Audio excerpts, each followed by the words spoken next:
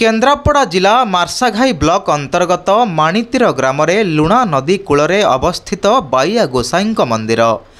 आपण माने तो प्राय देखिथिबे मंदिर मानंकरे देवादेवी माने पूजा पाती, किंतु एठी बाबा पूजा पाती। लोक माने तांकु टिकी बाइया गोसाई बोली डाकंती। एठाकार लोकमानंक कहिबा कथा जे बाइया गोसाईंकर अलौकिक शक्ति रहिछि।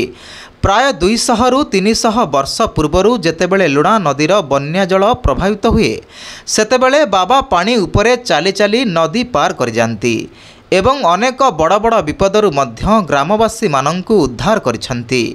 सेठाकर पूजक और ग्रामवासी मानंकर कहिबा कथा जे बाइया बाबा लुणा नदी कूलरे थिबा एक बौल कोली गछ मूलरे जीवंता समाधि नैथिले एवं सही दिन ठारू सेठारे बाबांकर गोटे समाधि तैयारी होइथला ओ काहीं केते दूररू लोकमाने आसिकी पूजा अर्चना करने सहित मानसिक मध्य रखिथांती। लोकमानंकर विश्वास जे बाइया गोसाई को भक्तिर सहित गंजेई भोग कले समस्त प्रकारर मानसिक पूरण होइथाय।